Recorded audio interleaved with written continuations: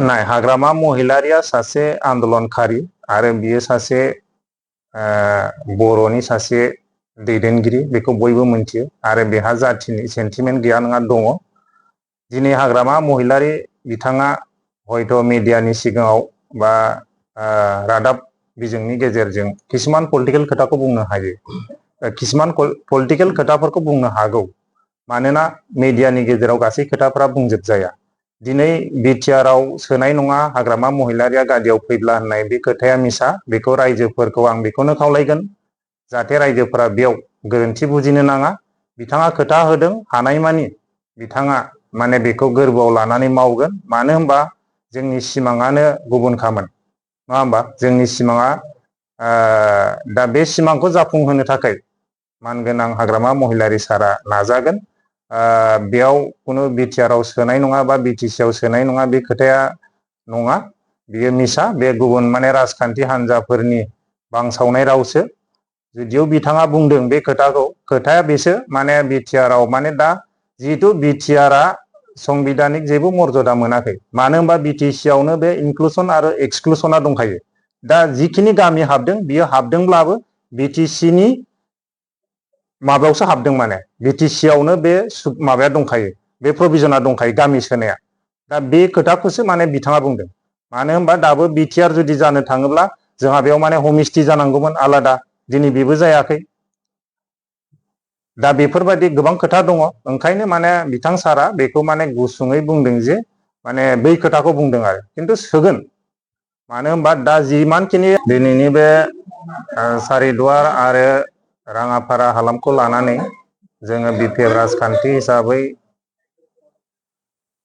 रादाब बिजोंनि गेजेरजों फोरमायनो साननाया बेनो। गिबि गिबियावनो आङो जोंनि बिपिएफ राजखान्थि हान्जानि आफादगिरि थामहिनबा दानि बिटिसिनि चिफ मानगोनां हाग्रामा महिलारि सार बिथांखौ आङो गिबि गिबियावनो खुलुमनाय आरो अननाय सिबिनायखौ बावहरो, जोंनि बे राङापारा आरो सारिदुवार हालामनि जानानै। मानोना थांनाय 22 खालाराव जि बिटिसि बिसायख'थि दंमोन, बेयावबो जों गासैबो होनो मोनाखैब्लाबो जोंनि बेसेन गोसा भटखौ थांनाय 22 खालाराव, सेप्तेम्बरनि 22 खालाराव बेयाव माखासे गामिफोर हाबनाय रायजो राजाफोरा गाव गावनि बेसेन गोसा भटखौ होनो मोनदों। आरो बेबायदिनो जोङो जिबायदि आसा खालामदोंमोन, एक्सपेक्ट खालामदोंमोन, बेबायदिनो जोंनि हानजानि बिजाथि मानगोनां मुस्रि त्रिदिप दैमारि बिथाङा देरहाबाय। आरो देरहानायजों लोगोसे बेबायदिनो जोंनि हानजानि गाहाय एबा मानगोनां चिफ महिलारि सारा बिथांनो हाउसआव बिटिसिएलएनि स्पिकार हिसाबै थिसनबाय। बिनि गेजेराव जोङो बिथांनिसिम आरोबाव जों जोबोद रंजानाय मोनदों आरो हामबाय होनदों बिथांखौ, जिहेतु बिथांनो जोंनि बे बिजाथि बिथांनो स्पिकार होनायनि थाखाय। दा बेयाव जोंहा गोदानै हाबनाय गामिफोराव जिहेतु गोबां खामानि मावनो गोनां दङ आरो गामि सोसननायनि खोथा दं, बेबो जागोन। बिनि सिगांनो जिहेतु इलेक्सना जोब्बाय, रिजाल्ट जाबाय, समायखिरा लानायाबो जोब्बाय, दानिया जिहेतु जोंनि बे ओनसोलाव रायजोनि खामानि मावनो किसुमान हाबाफारि दं। दा बेफोरखौ माब्रै बबे एंगेलजों मावनाया मोजां बा मा स्ट्रेटेजिजों मावोब्ला रायजोनि खामानिया जाफुंगोन, बेखौ नोजोर लाखिनानै दाखालि नैबे बोहैथि दाननि अक्ट'बरनि 1 थारिखआव राङापारायाव मोनसे जोंनि बे मोनबा पलिं स्टेसनखौ लानानै मोनसे प्राइमारि कमिटि दानाय जायो। बे प्राइमारि कमिटि दाफुंनायाव मानगोनां जोंनिनो बिजाथि MCLA स्पिकार मुस्रि त्रिदिप दैमारि सार बिथाङा गावनो फैबाय। बिथांनि आइ उइटनेसआव जोङो दाखालि दानानै होबाय आरो जिहेतु बेयाव आंखौनो नायनो हिसाबै एबा इनचार्ज हिसाबै आंखौ दोनदोंमोन, जिहेतु आं गावनो सिगां सटिया कमिटि थानाय समाव आङो बिपिएफनि नेहाथारि आरो बेबायदिनो आं मैखोमै बाहागो लादोंमोन। दा बे हिसाबै हाइकामान्डआ आंखौ बेबायदि आंखौ नायनो बिथोन हरबाय। बिनि गेजेरावनो आरो आं साबायखर होबावनांगोन जोंनिनो मानगोनां आसामनि बारग' मन्त्रि मुस्रि बिहन दैमारि सार, बिथाङाबो आंखौ बेबायदिनो बेजोंहाय नायनो थाखाय आंखौ बिथोन हरदों। आं बिथांखौबो आं हामबाय होनदों आरो बिथांनो आं दिनैनि बे प्रेस मिटनि गेजेरजों बिथांनोबो आङो डेपुटि चिफ मासिखौ मोननायनि थाखाय आङो बिथांनोबो आङो गासैनिबो जानानै जोंनि बे राङापारा सारिद्वार हालामनि जानानै आं बिथांनो कंग्रेचुलेसनखौ हरो। दा बेनो प्राइमारि कमिटि जोंहा जाबाय। दिनै जोङो बेखौ लानानैनो एजिकिउटिभ मिटिं जोङो लिंदोंमोन। बेयाव जोङो मोजाङैनो सावरायलायनाय जाबाय। सोरबा जोङो बुजिनाय आद्रा थानायफोरखौ जोङो रायलायनायनि गेजेरजों जोङो क्लियार खालामलायबाय। आसा खालामदों जाय बिथांमोना बे प्राइमारि कमिटियाव आफादगिरि नेहाथारिजों लोगोसे गुबुन गुबुन बिबान मोनबाय बिथांमोना जाहाथे हारि धोरोम जाति सायख'आलासिनो ओनसोलनि हाबाफोरखौ जौगानाय हाबाफोरखौ मावफुंगोन होननानै आङो आसा खालामदों।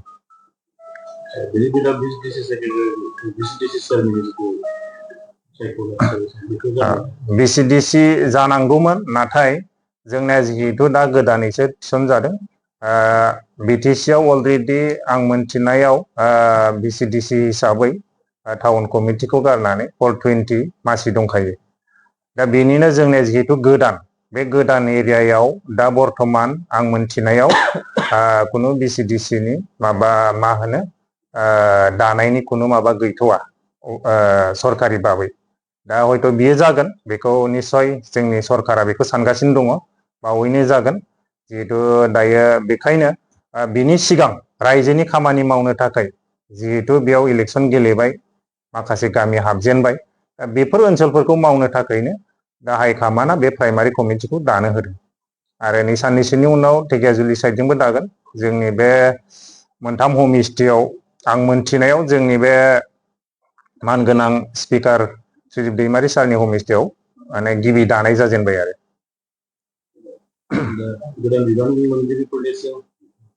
गोदान बिबान मोनगिरिफोरनिसिमथ' आं बेखौनो खावलायगोन माने जाहाथे गासैनिबो जानानै रायजोनि जानानै जाहाथे मावो आरो हाइकामान्डनि बोसोन बादि जाहाथे खामानिफोरखौ मावो। रावबो गावबा गाव बेक्तिगत सार्थखौ लानानै खामानि मावनो नाङा।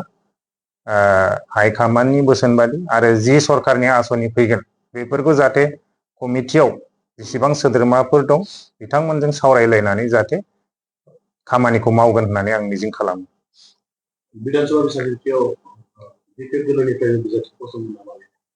बेबायदिनो फैबाय थानाय 2026 मायथाइयाव जानो गोनां आसाम एसेम्ब्लियाव गोबां बेबायदिनो सोंलु सिखांबाय थादों। बुंलायसोदों मानसिफोरा आरो निस्सय बुंखागोन साभाबिक। किन्तु दासिमबो जोंनि बिपिएफ राजखान्थि हान्जानिफ्राय हाइकामान्डनिफ्राय बेबायदि माने बिजाथि होगोन होननानै थोंजोङै दाबो बुंहराखै। थेवबो जोङो राजखान्थि हान्जा हिसाबै जेरैबायदि जोङो सांग्रां जानांगौ बेबायदिखौ जोङो जागासिनो दङ। निस्सय हाइकामान्डआ जुदि बेयाव बिजाथि होयोब्ला जोङो कर्मि हिसाबै वार्कार्स हिसाबै जोङो निस्सय जोङो मोजाङैनो बाहागो लागोन आरो। गोबां गामिफ्रानो बिटिसिआव सोसनजाबावनांगौ दङ बिनि सायाव नोंथांमोना गोरलै माबाफोर मोनथिगोन?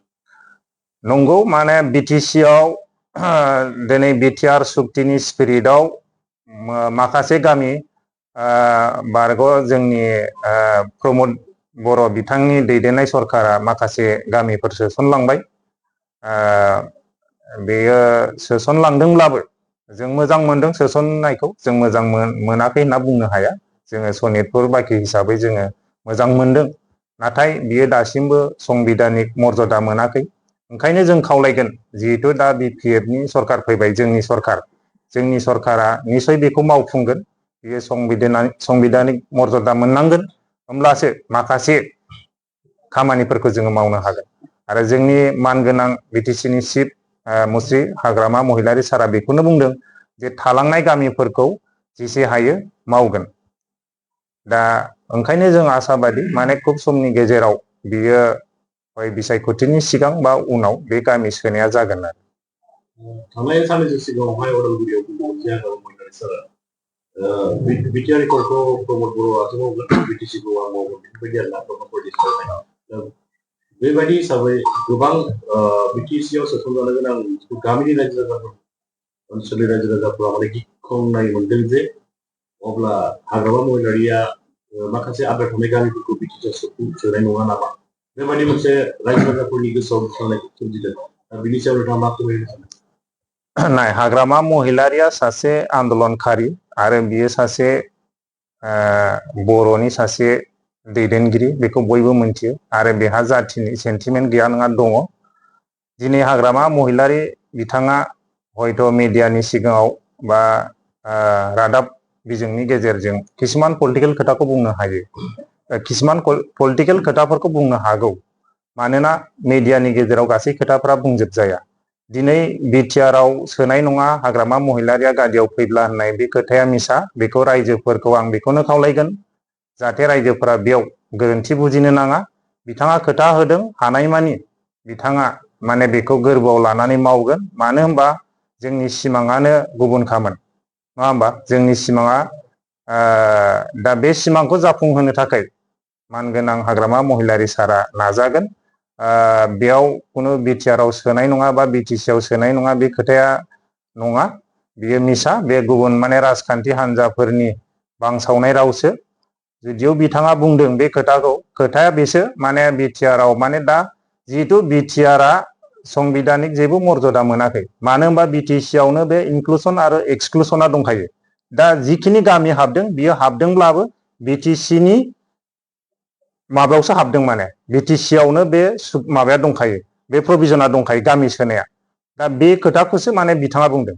मानो होनबा दाबो BTR जुदि जानो थाङोब्ला जोंहा बेयाव माने हमस्टि जानांगौमोन आलादा, दिनै बेबो जायाखै। दा बेफोरबायदि गोबां खोथा दङ। ओंखायनो माने बिथां सारा बेखौ माने गुसुङै बुंदों जे माने बै खोथाखौ बुंदों आरो, खिन्थु सोगोन। मानो होनबा दा जिमानखिनि हाबदोंब्लाबो बियो BTR नि मुङाव हाबाखै आरो अफिसियेलि दासिमबो जेबो BTR होननानै जोङो लिरनो हाया। दा ओंखायनो बे खोथाखौसो सारा बुंदों। बेयाव रायजोफोरा जेबो साननो नाङा, जोंनि जेसेबां दा गोदान गामि हाबै बिथांमोना दानजासिगोन नामा, सोनाय नङा नामा, बेफोर भुलखौ बुजिनो नाङा।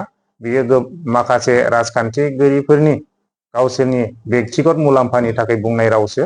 नाथाय हाग्रामा महिलारिया माब्लाबाबो बेबायदि गामि सोयै खोथाखौ बुङाखै। बरंस बिथाङा थांनाय बिसायख'थिनि सिगां जेसेबां गोदानै हाबबाय गामि, बे गोदानै हाबनाय गामिफ्राव बिथाङा ओनसोलफोराव फार्स्ट माने खामानि मावगोन एबा फार्स्ट प्रायरिटि होगोन होननानैसो बुंदों बिथाङा। दा गतिके आं बे आयदायाव आङो रायजोफोरखौ माने भुल बुजियाव आङो जानायखौ आं लुबैयाखै। बे जोंनिफ्राय क्लियार आरो जोंनिफ्रायबो अलरेडि माने जोङो हाग्रामा महिलारि बिथांखौ डिस्ट्रिक्टनि थ्रुयै माने जोङो मेमरेन्डाम होनाय जाबाय, जाहाथे माने थालांनाय गामिफोरखौ थाबैनो बिथाङा BTC आव बा BTR आव सोसननो हायो आरो। बेखिनियानो। थेंक इउ ना।